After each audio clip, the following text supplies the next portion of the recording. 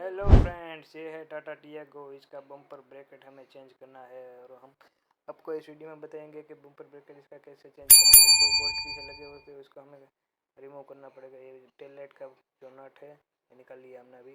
दूसरी भी नट है ऊपर की साइड, वो भी हमें निकालनी है। ये भी निकाल लिए है। अभी दो नट आती है, टेल लाइट निकाल लिए हुए। टेल लाइट निकलने के बाद इसके यहाँ बम्पर का लॉक आता है, वो लॉक हमें रिमूव करना पड़ेगा। अभी लॉक रिमूव करने के बाद हमें ब्रैकेट में दो स्क्रू लगे होते हैं, वो स्क्रू को आसानी से रिमूव करना पड़ेगा आपको। ये बम्पर खुल गया और ब्रैकेट भी बाहर आ गया है। देखिए, ब्रैकेट को नया डालना होगा। अभी ये ओल्ड वाला है, नया हमने अभी मंगवाया। अभी उसको नया डाल देंगे। अभी ये देखिए, प्रॉपर तरीके से फिटिंग कर दिया है सब कुछ। ये दो बोल्ट पीछे लगे थे, वो भी हमने आसानी से मार प्रॉपर फिटिंग कर दिया। देखिए, ये देखिए, आप देख सकते हैं टेल लाइट भी फिट प्रॉपर कर दी है। अभी यहाँ बोल्ट वगैरह सब कुछ लगा दिया है।